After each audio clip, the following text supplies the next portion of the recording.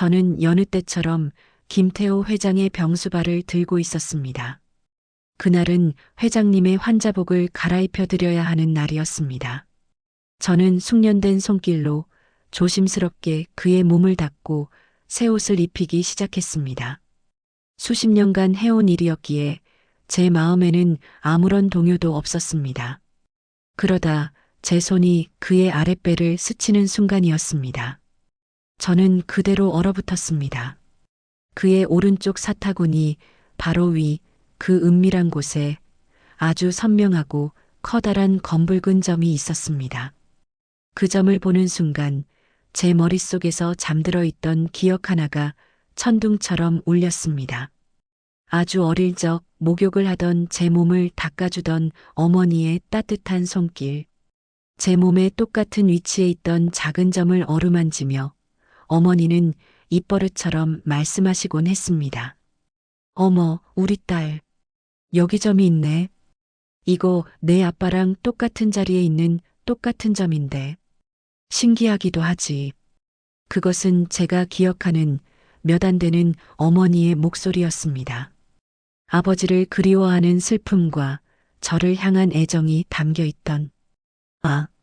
저는 저도 모르게 짧은 신음을 터뜨렸습니다. 손이 부들부들 떨려왔습니다. 저는 홀린 사람처럼 다시 한번 그 점을 확인했습니다. 어머니의 기억 속 그 점과 지금 내 눈앞에 있는 이 남자의 점이 거짓말처럼 겹쳐졌습니다. 매일 무료로 우리 주변의 이야기를 읽어드립니다. 내일의 이야기가 궁금하시다면 화면 아래 구독 버튼을 꼭 눌러주세요. 매일 아침 저희가 가장 먼저 찾아가겠습니다.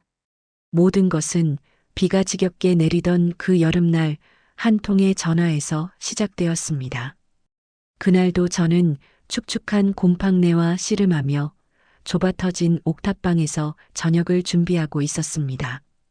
저녁이라고 해봐야 쌀뜨물처럼 멀건 된장국의 멀쩡한 구석보다 흠집난 곳이 더 많은 애호박을 썰어 넣은 것이 전부였지요. 제 인생처럼 초라하고 보잘것없는 저녁상이었습니다. 그때 전화벨이 울렸습니다. 수화기 너머에서는 제 자랑스러운 아들 지훈이의 목소리가 들려왔습니다. 엄마, 저녁은 챙겨 드셨어요? 오늘은 학교 식당에서 제육볶음이 나왔는데 엄마 생각나서 전화했어요. 서울대학교 법과대학. 제 아들은 제 평생의 자부심이자 살아가는 이유였습니다. 아비 없는 자식이라는 소리 안 듣게 하려고 남들 보란 듯이 번듯하게 키워내고 싶어 저는 안 해본 일이 없었습니다. 식당 주방 허드렛 일부터 공사장 잡부 그리고 마지막에는 남의 대소변을 받아내는 간병인까지. 제 손마디는 남자보다 더 굵어졌고 허리는 구부정하게 휘었지만 단 한 번도 부끄럽지 않았습니다. 지훈이의 상장과 합격증이 제 모든 고통을 씻어주는 유일한 약이었으니까요. 그럼 엄마는 오늘 소갈비찜 먹었지. 걱정 말고 공부나 열심히 해. 저는 목구멍까지 차오른 된장국을 꿀꺽 삼키며 태연하게 거짓말을 했습니다. 이 지긋지긋한 가난을 제 아들에게만큼은 물려주고 싶지 않았습니다. 전화를 끊고 저는 다시 차가운 저녁상 앞에 앉았습니다. 지훈이의 다음 학기 등록금과 매달 붙여줘야 할 생활비. 제 어깨를 짓누르는 삶의 무게는 조금도 가벼워질 기미가 보이지 않았습니다. 한숨을 쉬며 숟가락을 드는 순간 다시 전화벨이 울렸습니다. 이번엔 지훈이가 아니었습니다. 간병인 파견업체 실장이라는 여자의 비현실적으로 낭낭한 목소리였습니다. 그리고 그녀는 제게 믿을 수 없는 제안을 했습니다. 평창동 재벌가, 입주 간병, 그리고 월급 1,000만 원. 제 귀를 의심했습니다. 잘못 들은 것이라 생각했습니다.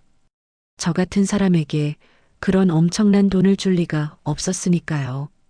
하지만 그녀의 말은 단호했습니다.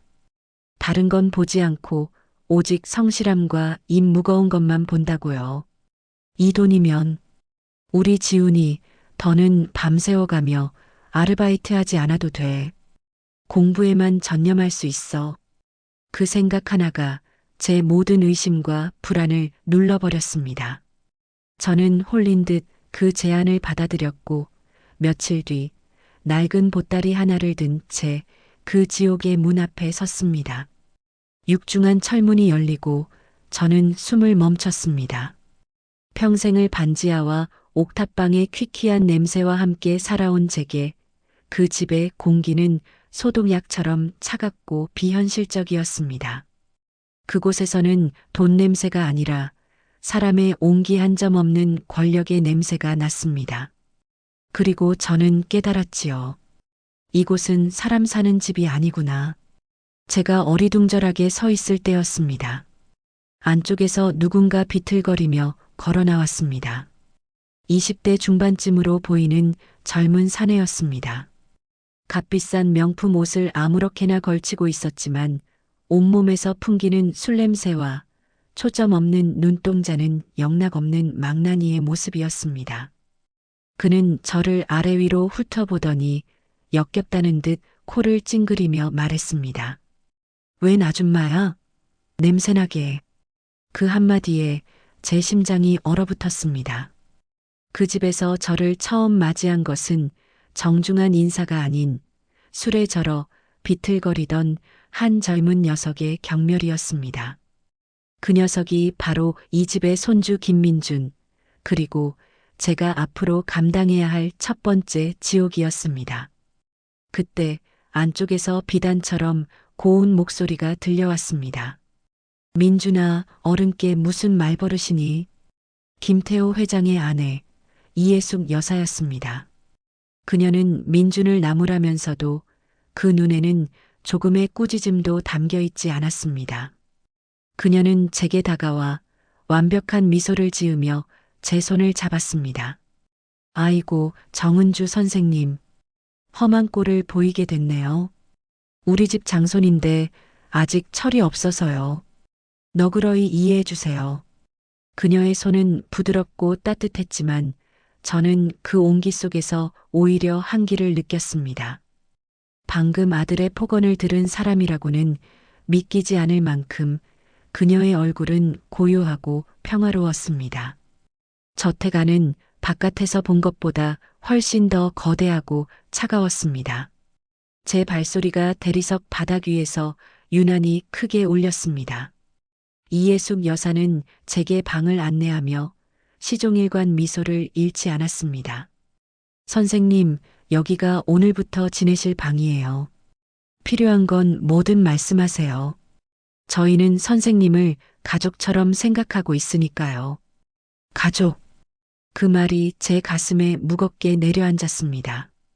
가족이기에 월 1,000만 원이라는 돈을 주는 것일까? 아니면 1,000만 원을 주기에 가족처럼 대해주는 척이라도 하는 것일까? 그날 밤 저는 잠을 이룰 수 없었습니다. 아들 민준의 경멸 어린 눈빛과 어머니 이예숙의 속내를 알 수 없는 미소, 그리고 그 모든 것을 덮어버리는 이 집의 비인간적인 적막감. 그때였습니다. 복도에서 무언가 깨지는 소리와 함께 민준의 고함 소리가 들려왔습니다. 이딴 걸 약이라고 가져왔어? 내가 이런 거나 먹고 연명할 사람으로 보여. 저는 조심스럽게 문을 열고 밖을 내다보았습니다. 늙은 가정부 할머니가 바닥에 엎질러진 약과 깨진 컵 조각을 떨리는 손으로 쓸어 담고 있었습니다. 민주는 그런 할머니를 향해 발길질이라도 할 것처럼 위협적인 자세를 취하고 있었습니다. 제가 놀라 쳐다보고 있자 민준과 눈이 마주쳤습니다. 그는 저를 향해 비릿한 웃음을 흘리더니 보란듯이 할머니의 어깨를 밀치고는 자기 방으로 들어가 버렸습니다. 저는 달려나가 할머니를 부축했습니다. 괜찮으세요, 할머니? 할머니는 제 손을 뿌리치며 두려움에 가득 찬 눈으로 주변을 살폈습니다. 그리고는 제게 나지막이 속삭였습니다. 저 도련님만 조심할 게 아니에요. 이 집에서는 웃는 얼굴이 더 무서운 법입니다. 여길 왜 들어왔어? 왜 제 발로 지옥에? 그녀는 말을 맺지 못하고 서둘러 자리를 떴습니다. 저는 그 자리에 서서 할머니의 마지막 말을 곱씹었습니다. 웃는 얼굴이 더 무섭다. 그 말은 분명 이예숙 여사를 가리키는 것이었습니다. 방으로 돌아온 저는 곧바로 아들 지훈에게 전화를 걸었습니다. 아무 일 없다고, 다들 너무 잘해주신다고 저는 또다시 거짓말을 했습니다. 지훈이의 밝은 목소리를 듣고 나니 조금은 힘이 나는 것 같았습니다. 그래, 지훈이만 생각하자. 내 아들만 보고 가자. 짐승 소굴이면 어떻고 지옥이면 어떤가. 내 아들의 미래를 위해서라면 나는 뭐든지 참을 수 있다. 하지만 저는 정말 참아낼 수 있을까요? 이 거대하고 차가운 무덤 속에서 저는 과연 아들을 위해 버텨낼 수 있을까요? 저는 어둠 속에서 대답 없는 질문을 던지고 또 던졌습니다. 그 집에 들어온 후 제 시간은 멈춰버린 듯 했습니다. 제 하루는 거대한 유리병 속에 갇힌 나비처럼 김태호 회장이라는 남자의 병실 안에서만 허락되었습니다. 방 안은 각종 의료기기가 내뿜는 기계음과 소독약 냄새, 그리고 죽음의 냄새로 가득했습니다. 저는 그 속에서 묵묵히 제 일을 했습니다. 그의 마른 팔다리를 주무르고 젖은 수건으로 그의 얼굴을 닦아주고 정해진 시간마다 약을 챙겨 먹이는 일. 그것이 제게 주어진 세상의 전부였습니다. 의식 없이 누워있는 그의 손은 앙상한 나뭇가지처럼 메말라 있었습니다. 저는 그 생기 없는 손을 주무르고 있자니 문득 한 번도 잡아본 적 없는 내 아버지의 손은 어땠을까 하는 생각이 들었습니다. 따뜻했을까? 아니면 이분처럼 차가웠을까? 내 이름을 단 한 번이라도 다정하게 불러준 적은 있었을까? 평생을 애써 묻어두었던 질문들이 이 늙고 병든 아버지의 모습을 통해 자꾸만 고개를 들었습니다. 때로는 망나니 손주 김민준이 병실에 들이닥치곤 했습니다. 그는 잠들어 있는 할아버지를 보란 듯이 혀를 차며 제게 시비를 걸었습니다. 아직도 안 죽었어? 저 영감 진짜 즐기네. 어이, 아줌마. 일 똑바로 안 해? 돈값 해야지. 저는 대꾸하지 않았습니다. 그저 고개를 숙인 채 제 손에 들린 물수건에만 집중했습니다. 저런 하찮은 모욕에 내 감정을 소모할 가치도 그럴 힘도 없었습니다. 제게는 오직 아들 지훈이의 미래만이 중요했으니까요. 그러던 어느 날 오후였습니다. 제가 회장의 굳은 어깨를 주무르고 있을 때 굳게 감겨있던 그의 눈꺼풀이 미세하게 떨리더니 이내 사르락 떠졌습니다. 그는 한동안 말없이 저를 올려다보았습니다. 그 눈은 모든 것을 빨아들일 듯한 깊은 심연 같아서 저도 모르게 시선을 피했습니다. 그가 먼저 오랜 침묵을 깼습니다. 간병인 일, 오래 했소? 그의 목소리는 가뭄에 갈라진 논바닥처럼 거칠었습니다. 네, 회장님. 평생 해온 일입니다. 몸이 고되겠군. 그는 잠시 숨을 고르더니 다시 말을 이었습니다. 몸은 건강한 편이고 술이나 담배 같은 나쁜 것은 안 하고 단순한 안부라고 하기엔 그의 질문은 너무나 구체적이었습니다. 마치 감정사가 물건의 상태를 꼼꼼히 살피듯 저는 애써 태어난 척 대답했습니다. 네. 타고난 몸이 튼튼한 것 말고는 가진 게 없어서요. 술, 담배는 평생 입에 대본 적 없습니다. 제 대답에 그의 입가에 아주 희미한 미소가 스쳐 지나갔습니다. 만족감. 저는 분명히 보았습니다. 그가 제 대답에 만족하고 있다는 것을. 그리고 그는 제 폐부를 찌르는 아주 날카로운 칼날 같은 질문을 던졌습니다. 보육원에서 자랐다고 들었네. 그럼 평생 의지할 곳 없이 제 한 몸 건사하며 살아왔겠군. 대단해. 그래도 원망스럽지는 않나? 당신을 그렇게 만든 부모가. 심장이 쿵 하고 내려앉았습니다. 온몸의 피가 차갑게 식는 것 같았습니다. 어째서일까? 생면부지의 이 남자는 왜 내 가장 깊은 상처를 알고 있다는 듯이 말하는 걸까? 마치 의사가 환부의 깊이를 알아보려 날카로운 침으로 찔러보는 듯한 잔인하고 의도적인 질문이었습니다. 저는 차마 입을 열 수 없었습니다. 제 침묵이 어떤 대답보다 더 많은 것을 말해주고 있다는 사실을 그는 기다렸다는 듯 받아들이고 있었습니다. 그의 질문은 단순한 호기심이 아니었습니다. 그것은 확인이었습니다. 제 몸 상태를 확인하고 제 마음의 흉터까지 샅샅이 훑어보려는 듯한 섬뜩한 저희가 담겨 있었습니다. 그는 더 이상 아무것도 묻지 않고 다시 눈을 감았습니다. 하지만 저는 알 수 있었습니다. 그가 잠든 것이 아니라 원하는 값을 매기고는 다음 계획을 그리고 있다는 것을. 저는 그의 잠든 얼굴을 보며 처음으로 진짜 공포를 느꼈습니다. 이 남자는 내게서 무언가를 원하고 있다. 그것은 단순한 간병이 아니라 어쩌면 내 인생 전부일지도 모른다는 끔찍한 예감이 들었습니다. 며칠 뒤 제 불길한 예감은 현실이 되었습니다. 온 가족이 모인 저녁 식사 자리. 그들은 마치 약속이라도 한 듯 일제히 제게 시선을 향했습니다. 김진혁이 무거운 표정으로 입을 열었습니다.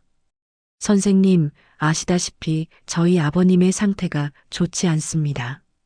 저희 자식된 도리로서 간을 내어드리고 싶었지만 안타깝게도 모두 적합하지 않다는 판정을 받았습니다. 그의 목소리는 슬픔으로 가득 차 있었지만 저는 그 뒤에 숨겨진 차가운 계산을 읽을 수 있었습니다. 그래서 저희가 선생님께 정말 염치 없는 부탁을 하나 드리려고 합니다. 혹시 저희 아버님을 위해 간 이식 적합성 검사를 한번 받아주실 수 있겠습니까? 올 것이 오고야 말았습니다. 회장의 의미심장했던 질문과 가족들의 과한 친절, 그 모든 것의 종착지가 바로 이것이었습니다. 제가 충격으로 굳어있자 이예숙 여사가 다가와 제 손을 잡았습니다. 그녀의 목소리는 꿀처럼 달콤했지만 그 안에는 거부할 수 없는 독이 들어 있었습니다. 선생님, 물론 그냥 부탁드리는 게 아니에요. 저희가 얼마나 감사한데요. 검사에 동의만 해주셔도 저희가 큰 성의를 표하겠습니다. 그녀는 제 아들 이야기를 꺼냈습니다. 지훈 학생, 서울대 법대면 정말 인재 중에 인재인데 공부만 하기도 힘들 텐데 아르바이트까지 한다고 들었어요. 저희가 힘이 되어드리고 싶네요. 지훈 학생이 졸업할 때까지, 아니 그 이후까지도 저희가 든든한 후원자가 되어드리겠습니다. 그 순간 제 머릿속이 복잡하게 얽히기 시작했습니다. 한쪽에서는 당장 이 자리를 박차고 나가라고 소리쳤고 다른 한쪽에서는 이것이 지훈이의 미래를 바꿀 유일한 기회라고 속삭였습니다. 내 존엄과 내 아들의 미래. 그 두 가지가 저울 위에서 위태롭게 흔들렸습니다. 그날 밤 저는 잠 못 이루고 아들 지훈에게 전화를 걸었습니다. 참아간 이식 이야기는 꺼내지 못하고 그저 목소리가 듣고 싶어 전화했다고 둘러댔습니다. 엄마, 무슨 일 있어요? 목소리가 왜 그래요? 아들의 다정한 목소리에 그만 눈물이 터져 나올 뻔했습니다. 아니야, 아무 일 없어. 우리 아들 공부는 잘 되고 힘들지는 않고. 힘들긴요. 근데 엄마, 나 다음 학기 등록금 때문에 주말에 과외 자리 하나 더 알아봐야 할 것 같아. 걱정 마. 나 튼튼한 거 알잖아. 아들은 제가 걱정할까봐 더 힘든 일을 하고 있으면서도 애써 밝게 말했습니다. 그 작은 배려가 제 심장을 더 아프게 했습니다. 법대생의 고운 손으로 책 대신 남의 아이를 가르치는데 시간을 쏟게 할 수는 없었습니다. 나 하나만 참으면, 나 하나만 눈 딱 감으면 내 아들은 더 이상 그런 고생을 하지 않아도 됩니다. 다음 날 아침 저는 이예숙 여사를 찾아갔습니다.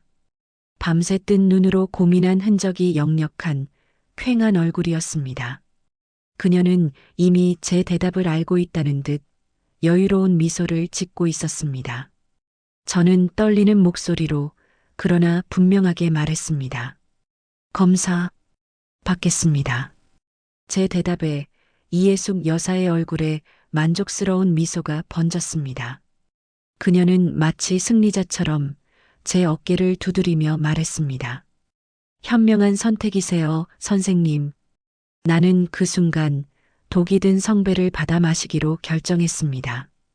이 물이 내 아들을 살리는 생명수가 될지 아니면 내 영혼을 파괴하는 맹독이 될지 알 수 없었습니다. 하지만 어미의 마음이란 그런 것입니다. 자식의 미래를 위해서라면 기꺼이 독배를 마시는 것.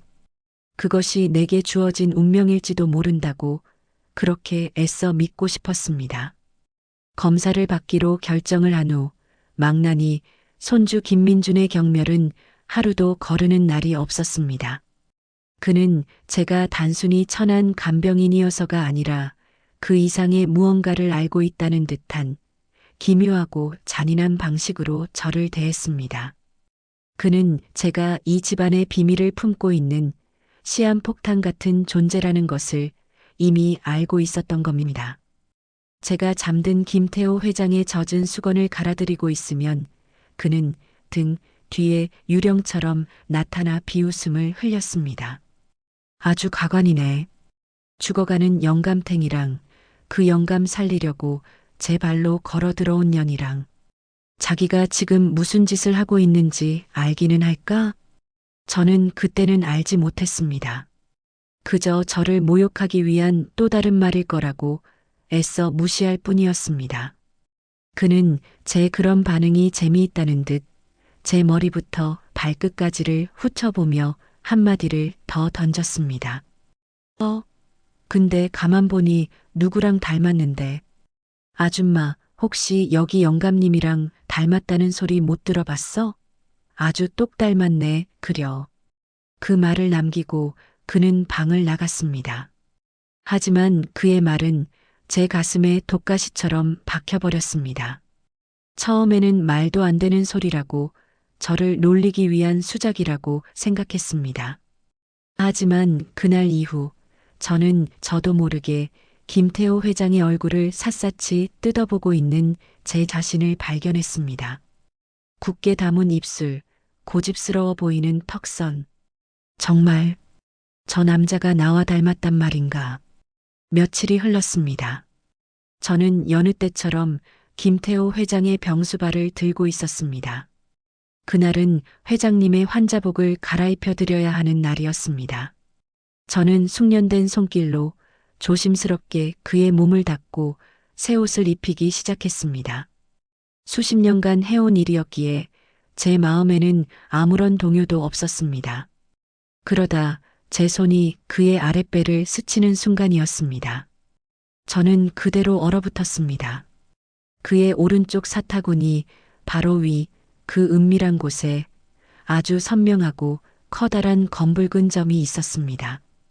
그 점을 보는 순간 제 머릿속에서 잠들어 있던 기억 하나가 천둥처럼 울렸습니다. 아주 어릴 적 목욕을 하던 제 몸을 닦아주던 어머니의 따뜻한 손길, 제 몸의 똑같은 위치에 있던 작은 점을 어루만지며 어머니는 입버릇처럼 말씀하시곤 했습니다. 어머, 우리 딸. 여기 점이 있네. 이거 내 아빠랑 똑같은 자리에 있는 똑같은 점인데. 신기하기도 하지. 그것은 제가 기억하는 몇 안 되는 어머니의 목소리였습니다. 아버지를 그리워하는 슬픔과 저를 향한 애정이 담겨 있던. 저는 저도 모르게 짧은 신음을 터뜨렸습니다. 손이 부들부들 떨려왔습니다. 저는 홀린 사람처럼 다시 한번 그 점을 확인했습니다. 어머니의 기억 속 그 점과 지금 내 눈앞에 있는 이 남자의 점이 거짓말처럼 겹쳐졌습니다. 김민준의 조롱 섞인 목소리, 회장의 기묘했던 질문들, 이예숙 여사의 과한 친절, 그리고 이 점, 모든 조각들이 하나의 끔찍한 진실을 향해 맞춰지고 있었습니다. 아니야, 아닐 거야. 이건 그냥 우연일 뿐이야. 저는 속으로 되뇌며 고개를 저었습니다. 하지만 제 심장은 이미 알고 있었습니다. 이것은 우연이 아니라고, 이것이 바로 내가 평생을 찾아 헤맸던 운명의 실체라고. 제가 충격과 공포 속에서 꼼짝도 못하고 있을 때였습니다. 등 뒤에서 얼음장처럼 차가운 목소리가 들려왔습니다. 지금 거기서 뭐 하고 계신 거예요? 돌아보자 어느새 이예숙 여사가 문 앞에 서서 서늘한 눈으로 저를 쏘아보고 있었습니다. 그녀의 눈빛은 마치 모든 것을 알고 있다는 듯 날카롭고 집요했습니다. 들켰다. 내 심장이 외치는 소리였습니다. 어머니의 기억이 저 남자가 내 아버지라고 소리치고 있었다. 그리고 저 여자의 눈빛은 그 비밀을 아는 순간 너는 죽는다고 차갑게 말하고 있었습니다.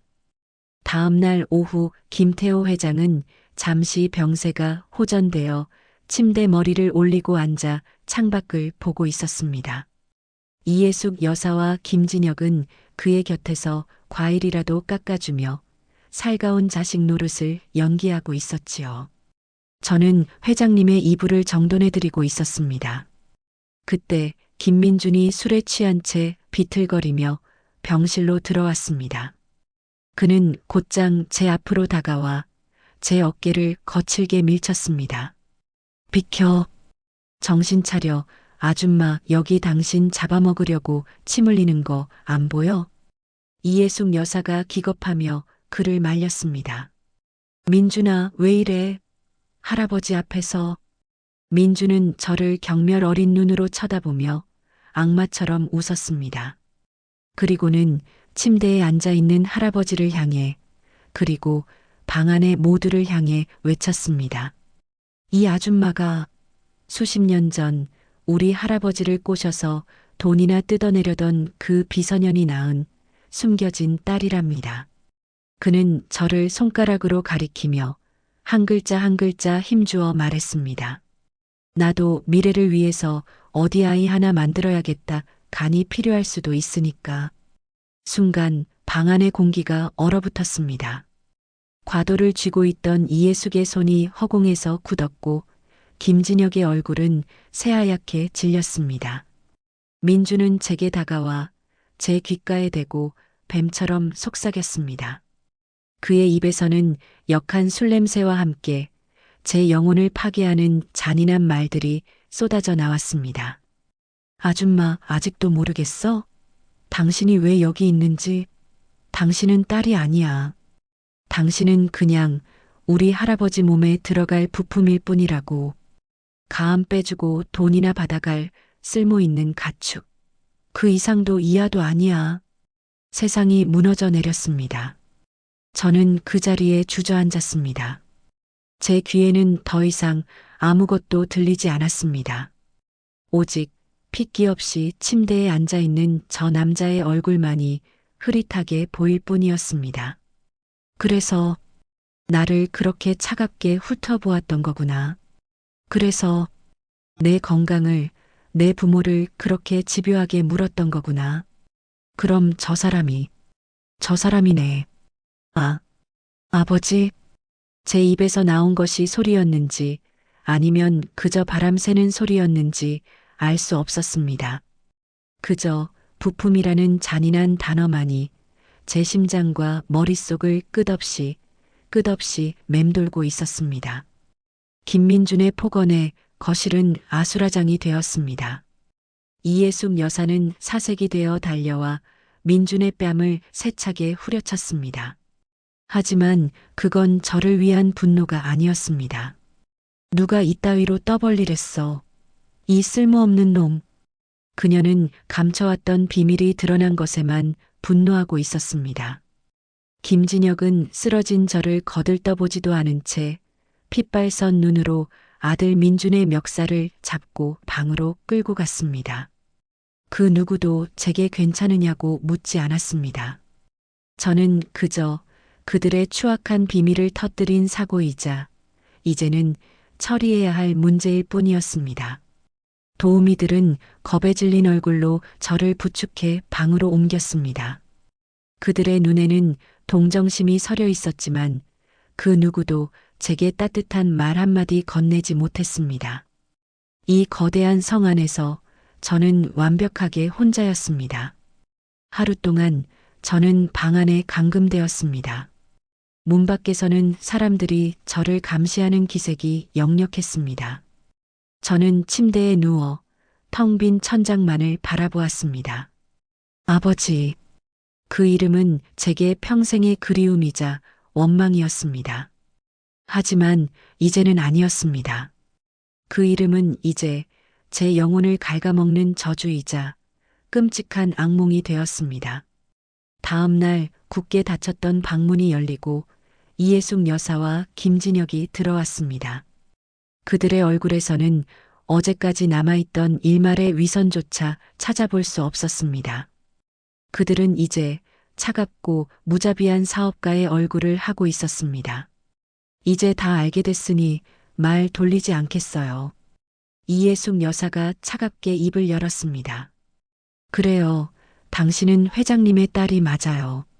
하지만 그게 무슨 의미가 있다고 생각해요?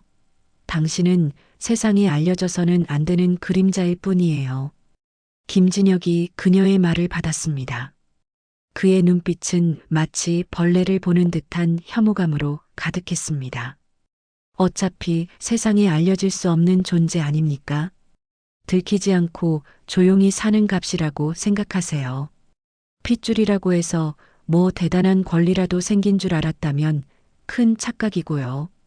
그들은 제게 마지막 남은 희망의 불씨마저 짓밟아 버렸습니다.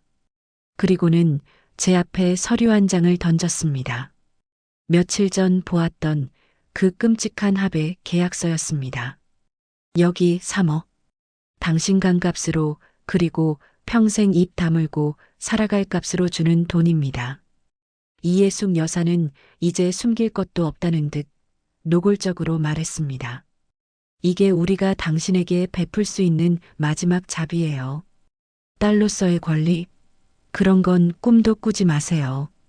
당신 어머니도 이 정도 돈에 만족하고 조용히 사라졌으니 당신도 그래야지.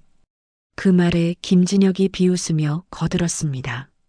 솔직히 고맙게 생각해야 하는 거 아닙니까? 아버님 덕에 태어났고 이제 아버님 덕에 평생 먹고 살 돈도 받게 되는 거니 당신 인생은 시작부터 끝까지 우리 아버님 덕 보는 인생이네. 그 순간 제 안에서 무언가가 툭 하고 끊어져 버렸습니다. 분노할 힘도 슬퍼할 기력도 남아있지 않았습니다. 저는 그저 텅 빈 눈으로 그들의 잔인한 얼굴과 제 목숨값이 적힌 종이 쪼가리를 번갈아 쳐다볼 뿐이었습니다.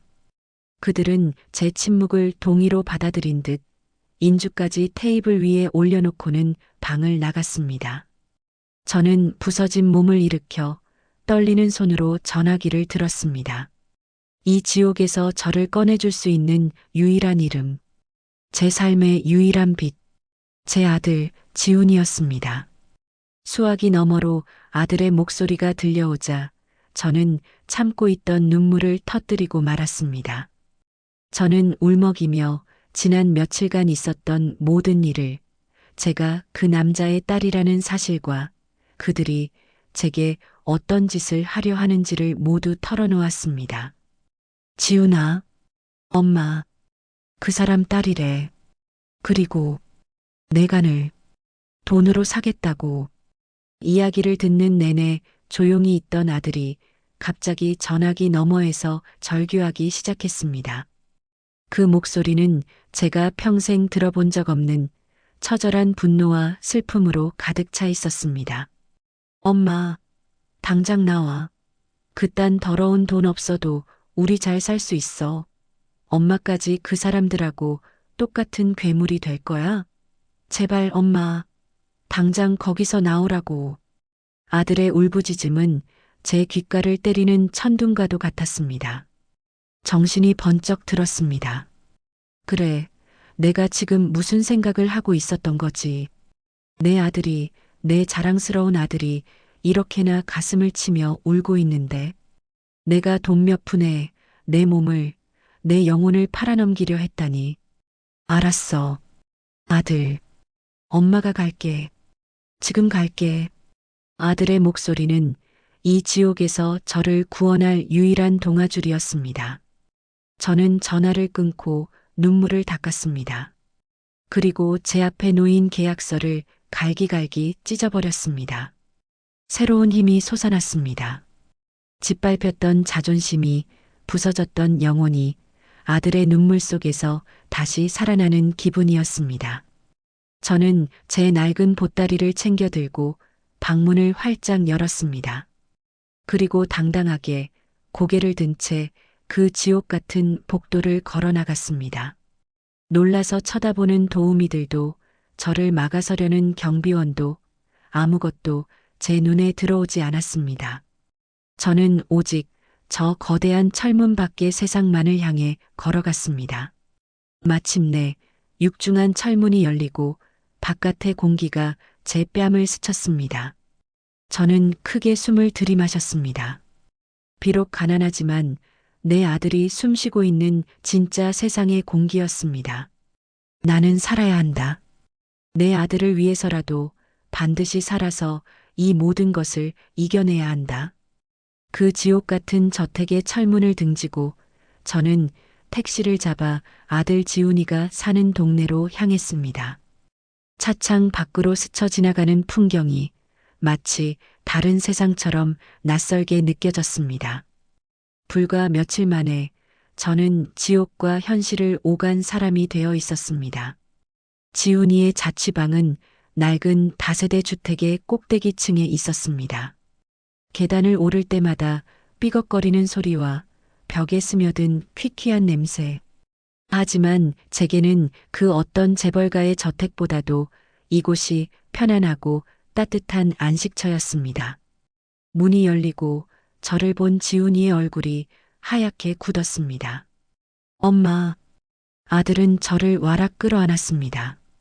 그 품은 제가 지난 며칠간 겪었던 모든 서름과 모욕을 녹여주는 것만 같았습니다. 아들의 등을 토닥이며 저는 괜찮다고, 이제 정말 괜찮다고 되뇌었습니다. 지훈이는 제 몰골을 보더니 아무 말 없이 부엌으로 가 라면을 끓이기 시작했습니다. 라면이 익어가는 냄새, 책이 가득 쌓인 좁은 방, 창문으로 들어오는 따스한 저녁 햇살. 그제야 저는 제가 정말로 살아있다는 것을 실감할 수 있었습니다. 아들이 끓여준 라면을 마주 앉아 먹는 동안 저희는 아무 말도 하지 않았습니다. 하지만 저희는 알고 있었습니다. 우리는 이 세상에 서로밖에 없다는 것을, 그리고 그걸로 충분하다는 것을요. 그렇게 잠시, 아주 잠시 평화가 찾아왔습니다. 그 평화를 깬 것은 낡은 현관문을 두드리는 소리였습니다. 처음에는 작고 조심스럽게, 하지만 이내 단호하고 끈질기게. 누구세요? 지훈이가 경계하며 문을 열었습니다. 그리고 그 문 앞에는 제가 2번 다시 마주치고 싶지 않았던 세계가 서 있었습니다. 딱 떨어지는 검은 정장 차림의 수행원, 그리고 그 앞에 선 김태호 회장의 노모. 건물 앞 골목에는 이곳과는 어울리지 않는 거대한 검은색 세단이 위압적으로 버티고 있었습니다. 지훈이는 본능적으로 제 앞을 가로막았습니다. 여긴 어떻게 오셨습니까? 저희 어머니, 이제 그 댁과는 아무 상관없는 사람입니다. 돌아가 주십시오.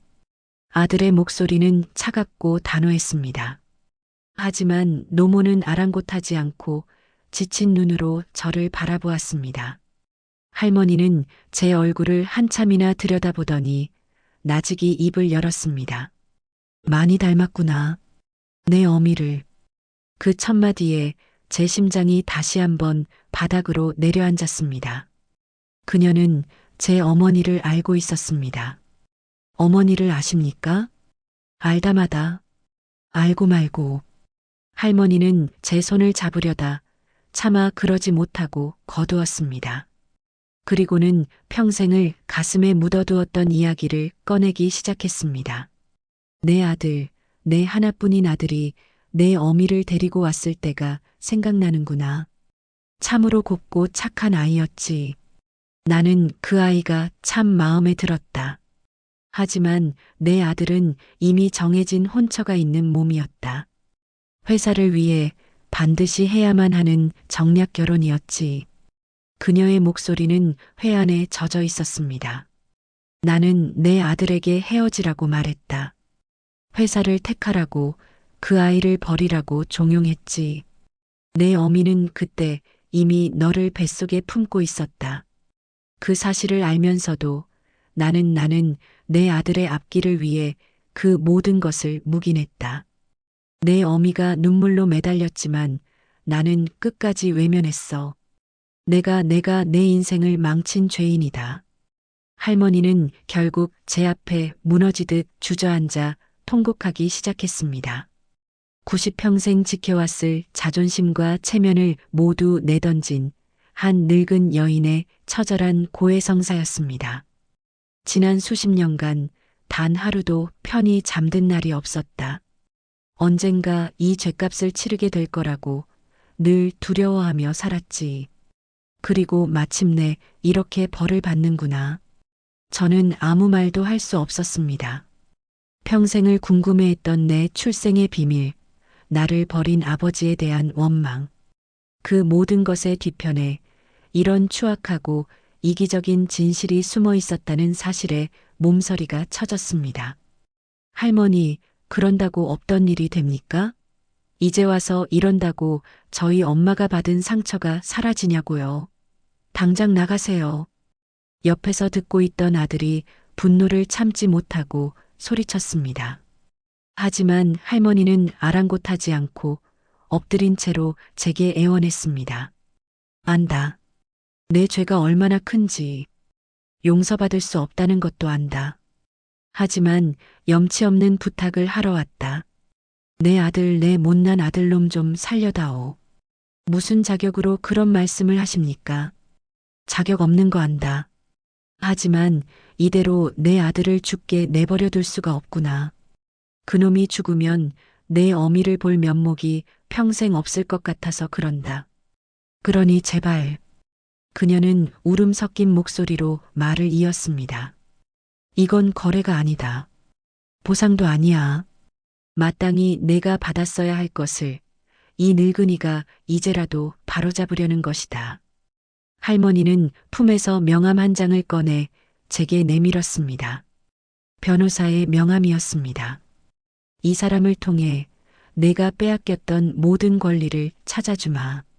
내 아들의 딸로서, 그룹의 핏줄로서 내가 마땅히 누려야 할 모든 것, 재산, 지위, 그 무엇이든 맹세코 다시는 너를 속이거나 이용하지 않겠다.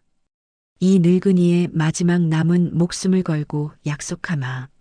그것은 김진혁 씨가 내밀었던 그 더러운 돈 봉투와는 차원이 다른 제안이었습니다.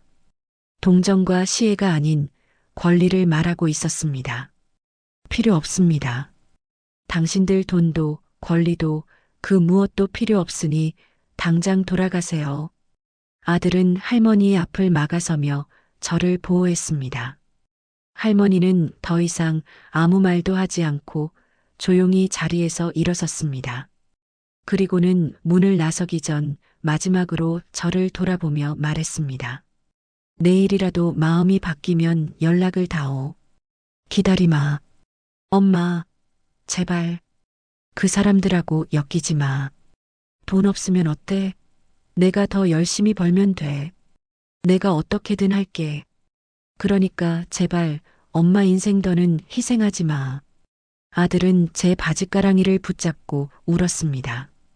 제 자랑스러운 아들, 언제나 듬직하고 어른스러웠던 내 아들이 어린아이처럼 서럽게 울고 있었습니다. 그 모습을 보는 제 가슴은 갈기갈기 찢어지는 것 같았습니다. 아들의 말이 맞았습니다. 왜 내가 내 인생을 망가뜨린 그들을 위해 또다시 희생해야 한단 말인가?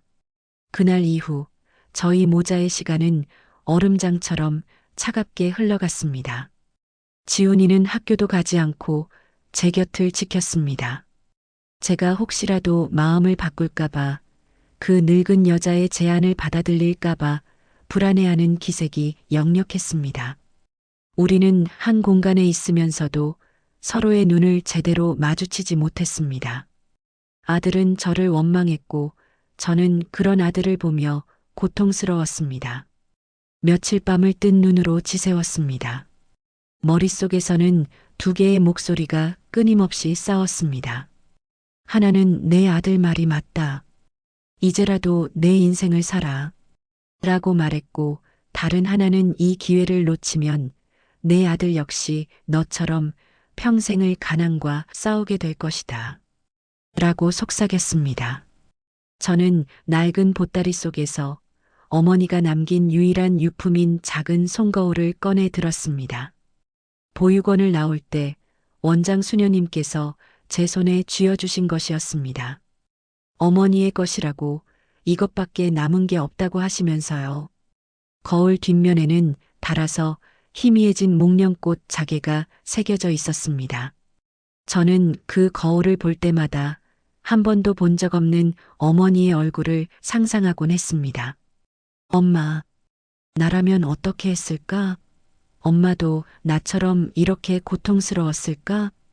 어머니는 저를 지키기 위해 모든 것을 포기하고 숨어 다녔습니다. 그렇다면 나는 내 아들을 위해 무엇을 해야 할까? 도망치는 것이 과연 내 아들을 지키는 길일까? 아니면 이 지옥 같은 싸움에 뛰어들어 내 아들에게 더 넓은 세상을 열어주는 것이 진정으로 아들을 위한 길일까? 고민이 깊어지던 그날 밤 지훈이가 제게 조심스럽게 말했습니다. 엄마, 우리 그냥 다 잊고 멀리 떠나서 살면 안 될까? 바닷가 작은 마을 같은 데 가서 엄마는 작은 식당하고 나는 낮에는 일하고 밤에는 공부하고 그렇게 살면 안 돼? 아들의 눈은 간절했습니다. 그 눈을 보는 순간 저는 결심을 굳혔습니다. 저는 제 아들이 저처럼 살기를 원하지 않았습니다. 제 아들이 저처럼 돈 때문에 꿈을 접고 돈 때문에 자존심을 버리고 돈 때문에 평생을 고개 숙이며 살기를 원하지 않았습니다. 이 지긋지긋한 가난의 대물림을 내 대에서 반드시 끊어내야만 했습니다. 다음 날 아침 저는 지훈이 몰래 집을 나섰습니다. 그리고 노모가 건네준 명함 속의 변호사를 찾아갔습니다. 변호사는 이미 모든 것을 준비하고 저를 기다리고 있었습니다. 그는 노련하고 냉철한 사람이었습니다. 정은주 선생님, 이 싸움은 단순히 재산을 되찾는 싸움이 아닙니다. 이것은 법과 여론을 모두 이용해야 하는 아주 정교한 전쟁이 될 겁니다. 그는 제게 제가 앞으로 해야 할 일과 제가 가지게 될 권리에 대해 막힘없이 설명해 주었습니다. 김태호 회장의 재산 규모, 회사의 지분 구조, 그리고 상속법과 유류분 반환 청구 소송까지 제가 평생 들어본 적도 없는 어려운 단어들이 쏟아져 나왔지만 저는 단 한마디도 놓치지 않으려 애썼습니다. 변호사는 제게 물었습니다. 마지막으로 묻겠습니다. 정말 이 싸움을 시작하시겠습니까? 한번 시작하면 다시는 돌이킬 수 없습니다. 저는 창밖을 바라보았습니다. 빌딩 숲 사이로 제 아들이 다니는 서울대학교의 정문이 희미하게 보였습니다. 저는 제 아들의 미래를 그 창문 너머에서 보았습니다. 저는 조용히 고개를 끄덕였습니다. 네, 시작하겠습니다. 집으로 돌아오는 길, 제 발걸음은 더 이상 무겁지 않았습니다. 두려움은 사라지고 그 자리에 차가운 결의가 들어찼습니다. 저는 더 이상 운명에 끌려다니는 나약한 피해자가 아니었습니다. 저는 이제 내 아들의 미래를 위해 이 거대한 제국과 맞서 싸울 전사였습니다. 집에 도착하자 지훈이가 저를 기다리고 있었습니다.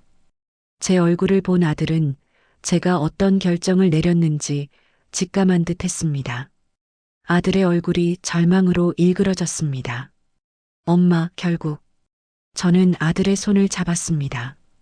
그리고 제 평생 처음으로 아들의 눈을 피하지 않고 똑바로 마주보며 말했습니다. 지훈아, 엄마는 평생 너에게 부끄럽지 않은 엄마가 되고 싶었다. 하지만 가난해서 미안했고 힘이 없어서 미안했다. 더는 너에게 미안한 엄마로 살고 싶지 않아.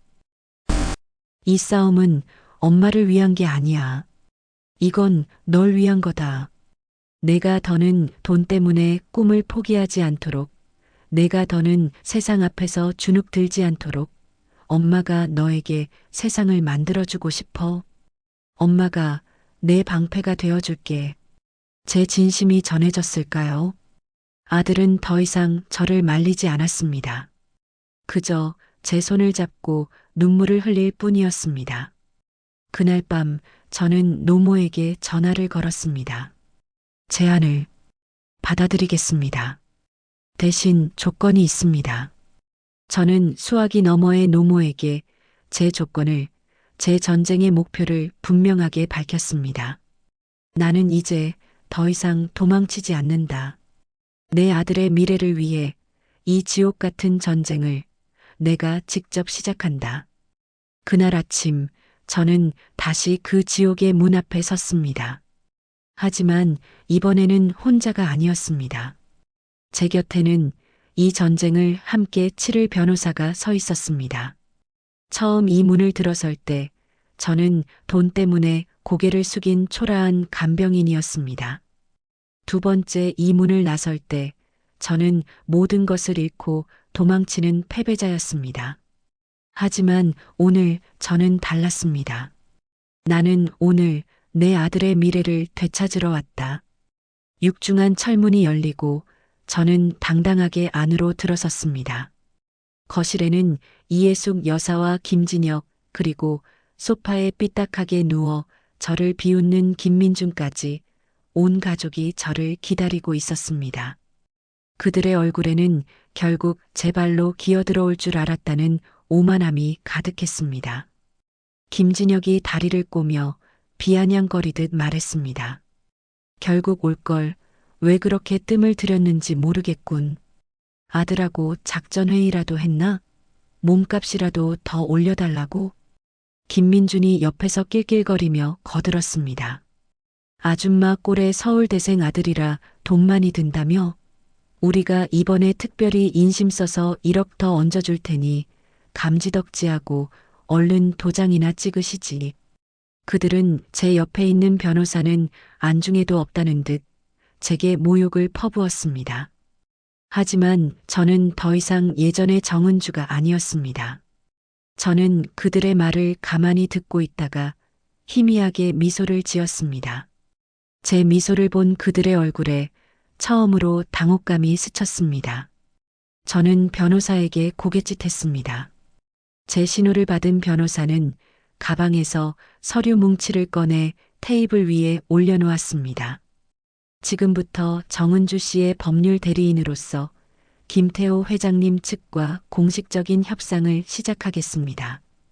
김진혁이 코웃음을 쳤습니다. 협상? 웃기지 마쇼. 이건 협상이 아니라 통보야. 당신 같은 삼류 변호사가 낄 자리가 아니란 말이지. 변호사는 그의 말에 눈 하나 깜짝하지 않고 가장 위에 있는 서류를 그들 앞으로 밀었습니다. 김태호 회장님께서 직접 의뢰하셨던 유전자 감식 결과 보고서입니다. 이로써 정은주 씨는 김태호 회장님의 법적 친생자임이 명백해졌습니다. 따라서 현행법상 유류분 반환 청구 소송 시 정은주 씨는 김태호 회장님 총 재산의 최소 8분의 1을 보장받게 됩니다. 변호사는 이어서 할머니가 건네준 모든 증거들을 차례로 꺼내 놓았습니다.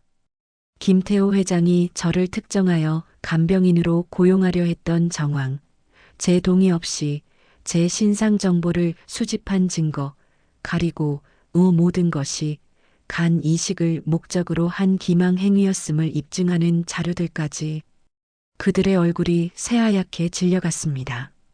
오만하던 기세는 온데간데없고 당황과 분노가 뒤섞인 채 저와 변호사를 번갈아 쳐다볼 뿐이었습니다. 이게 다 뭐야? 이따위 종이 쪼가리로 어딜 감히. 이예숙 여사가 날카롭게 소리쳤지만 그 목소리는 심하게 떨리고 있었습니다. 모든 증거 제시가 끝나고 마침내 제가 입을 열었습니다. 제 목소리는 낮고 차분했지만 그 안에는 그 어떤 고함보다도 무서운 분노가 담겨 있었습니다. 이제 제 조건을 말씀드리죠.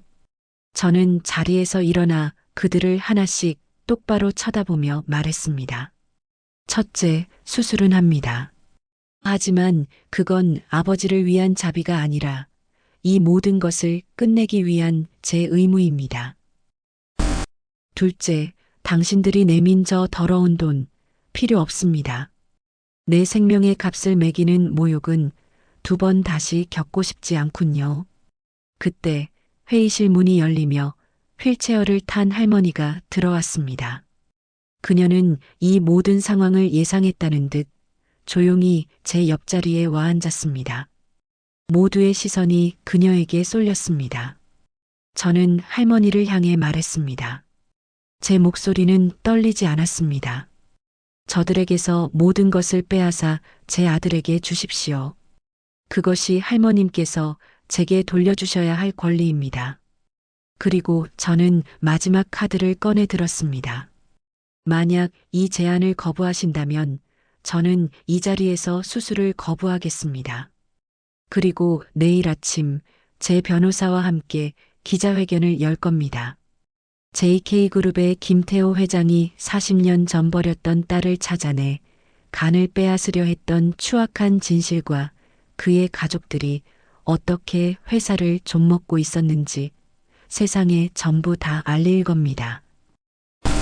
선택하십시오. 아들의 목숨과 가문의 명예를 모두 잃고 몰락할 것인지 아니면 썩은 가지를 잘라내고 새로운 뿌리를 내릴 것인지 모든 결정은 할머님께 달렸습니다. 회의실에는 숨막히는 침묵이 흘렀습니다. 모두의 시선이 할머니에게 쏠려 있었습니다.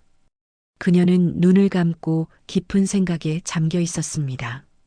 제 아들의 목숨을 살려달라 애원하던 그녀의 얼굴, 추악한 진실 앞에서 절망하던 김진혁과 이예숙의 얼굴, 그리고 모든 것을 체념한 채 자신의 운명을 기다리는 제 얼굴이 차례로 스쳐 지나가는 듯 했습니다. 한참의 시간이 흐른 뒤 그녀가 마침내 눈을 떴습니다. 그녀의 눈빛은 그 어느 때보다 깊고 단호했습니다. 그녀는 저를 지나쳐 자신의 아들 김진혁과 며느리 이예숙, 그리고 손주 김민준을 차례로 둘러보았습니다. 그리고는 나직하지만 회의실 전체를 울리는 목소리로 말했습니다. 그 아이 말대로 하거라. 그 한마디에 모든 것이 끝났습니다. 어머니, 할머니, 김진혁과 이예숙, 민준이가 절규했지만 할머니는 미동도 하지 않았습니다. 그녀는 휠체어에 앉은 제 아들 김태호에게 다가가 그의 어깨에 손을 얹고 말했습니다. 이 모든 것은 우리가 지은 죄의 대가다. 달게 바꿔라. 김진혁과 이예숙은 그 자리에 주저앉아 망연자실했고 민준이는 분노에 찬 눈으로 저를 노려보다가 결국 회의실을 뛰쳐나갔습니다. 저는 조용히 제자리로 돌아왔습니다. 전쟁은 끝났습니다. 제 손에 들린 것은 아무것도 없었지만 저는 모든 것을 얻었습니다. 그들이 평생을 자신의 왕국이라 믿었던 거실은 하룻밤 사이에 차가운 회의실로 변해 있었습니다. 테이블 위에는 그들의 탐욕과 위선이 담긴 수십 장의 서류들이 놓여 있었고, 그들은 변호사가 가리키는 곳에 묵묵히 도장을 찍을 뿐이었습니다. 펜이 종이에 스치는 소리, 그 서걱거리는 소리는 마치 그들의 제국이 무너져 내리는 소리처럼 들렸습니다. 결국 그들은 제안을 받아들였습니다. 제게는 조금의 놀라움도 없었습니다. 저는 이미 알고 있었으니까요. 그들에게 아비의 목숨보다 더 중요한 것은 아버지를 죽게 만든 페류나라는 사회적 손가락질을 피하는 것, 짝 그들의 마지막 남은 체면이었다는 것을요. 모든 법적 절차가 끝난 뒤 저는 약속대로 수술실로 향했습니다. 차가운 수술대 위에 눕는 순간 평생 느껴보지 못했던 평온함이 저를 감쌌습니다. 두렵지 않았습니다. 저는 제 몸의 일부를 떼어주는 것이 아니라 제 아들의 미래를 위한 마지막 씨앗을 심는 것이라 생각했습니다. 마취제가 몸으로 퍼져나가며 의식이 흐려지는 마지막 순간, 저는 지훈이의 얼굴을 떠올렸습니다. 그걸로 충분했습니다. 수술은 성공적이었습니다. 제가 눈을 떴을 때 가장 먼저 보인 것은 제 손을 꼭 잡고 있는 아들의 얼굴이었습니다. 지훈이의 눈가는 붉게 충혈되어 있었습니다. 제 아들은 밤새 제 곁을 지키고 있었던 겁니다. 그 눈빛 하나로 저는 제 모든 것을 보상받았습니다. 며칠 뒤 저는 퇴원 수속을 밟고 다시 그 저택으로 돌아왔습니다. 하지만 이제 그곳은 더 이상 제게 지옥이 아니었습니다. 그곳은 제가 되찾은 나의 집이었습니다. 이예숙 여사와 김진혁 그리고 김민주는 제가 돌아오기 전 이미 짐을 싸서 떠나고 없었습니다. 그들이 머물던 방은 텅 비어 있었고 그들이 그토록 아끼던 값비싼 사치품들만이 먼지를 뒤집어 쓴 채주인을 잃고 덩그러니 남아 있었습니다. 그 허망한 풍경을 보며 저는 비로소 깨달았습니다. 그들은 결국 아무것도 소유하지 못했던 것이나 마찬가지였습니다. 그리고 다시 며칠이 흘렀습니다. 저는 회사의 긴급 이사회에 참석했습니다. 제 옆에는 휠체어를 탄 할머니와 아직은 모든 것이 어색한 듯 굳어있는 아들 지훈이가 함께했습니다. 그 자리에서 할머니는 자신의 모든 권한을 제게 위임하며 제 아들 지훈이를 이 회사의 다음 후계자로 공식 선언했습니다. 여기 있는 내 손주 김지훈은 내 아들 김태호의 유일한 핏줄이자 이 회사를 이끌어갈 새로운 주인이다. 여기 있는 내 손녀 정은주와 나 윤혜심이 그 뒤를 지킬 것이다. 회의장은 술렁였지만 그 누구도 감히 이의를 제기하지 못했습니다. 저는 그저 낯선 양복을 입고 사람들 앞에서 꿋꿋하게 고개를 숙이는 제 아들의 뒷모습을 가만히 바라볼 뿐이었습니다. 제 아들은 그 무거운 자리를 감당할 만큼 강하고 현명한 아이였습니다. 모든 것이 끝난 어느 날 오후 저는 병실에 누워있는 김태호 회장을 찾아갔습니다. 그는 재간을 이식받고 이제는 제법 혈색이 돌아온 모습이었습니다. 저를 보자 그는 자리에서 일어나려 애쓰며 떨리는 목소리로 저를 불렀습니다. 은주야, 내 딸아. 저는 그의 손이 닿지 않는 곳에 서서 그를 조용히 내려다보았습니다. 저는 오늘 당신을 용서하러 온 것이 아닙니다. 저는 그저 당신께 마지막 인사를 하러 왔습니다. 당신은 평생 아버지라는 이름으로 내게 고통을 주었지만 역설적이게도 당신 덕분에 나는 내 아들을 지킬 힘을 얻었습니다. 이제 당신과 나 사이에 남은 빚은 없습니다. 저는 그에게 처음이자 마지막으로 아주 희미하게 고개를 숙여 보였습니다. 그것은 존경도 용서도 아닌 그저 모든 관계를 끝맺는 마지막 의식이었습니다. 병실을 나서자 눈부신 햇살이 제 온몸으로 쏟아졌습니다. 저는 더 이상 그 저택으로 돌아가지 않았습니다. 대신 제 아들 지훈이가 살던 이제는 비어있는 작은 자취방을 찾아갔습니다. 그 좁은 방 안에 앉아 창밖을 내다보았습니다. 가난했지만 제 아들과 함께 웃고 울었던 그 시간들이 제게는 그 어떤 재산보다도 소중한 것이었습니다. 그때 전화가 울렸습니다. 지훈이었습니다. 엄마, 지금 어디세요? 응, 그냥 내 방에 잠시 와봤어. 수화기 너머로 아들의 따뜻한 목소리가 들려왔습니다. 엄마, 고맙습니다. 그리고 사랑해요. 아들의 그 목소리 하나면 제 모든 고통은 씻은 듯이 사라졌습니다. 돌아보면 제 인생은 빼앗기기만 한 삶이었습니다. 이름을 빼앗겼고 부모를 빼앗겼으며 마지막엔 제 몸까지 빼앗길 뻔했지요. 하지만 저는 이제 압니다. 진정한 승리는 모든 것을 되찾아오는 것이 아니라 가장 소중한 단 하나를 지켜내는 것이라는 것을요. 내게는 지훈이가 있었습니다. 내 아들이 내 세상의 전부였습니다. 저는 전화기를 붙잡고 한없이 투명한 눈물을 흘렸습니다. 그것은 슬픔의 눈물이 아니었습니다. 제 인생을 향해 그리고 제 아들을 향해 바치는 깊고 깊은 감사의 눈물이었습니다. 정은주 씨의 통쾌한 심판, 정말 속 시원하지 않으십니까?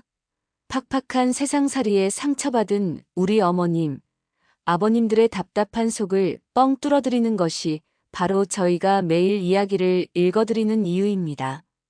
저희 이야기는 단순한 옛날 이야기가 아니라 지금도 우리 주변에서 일어나고 있는 일들을 통해 지혜와 용기를 드리는 시간입니다.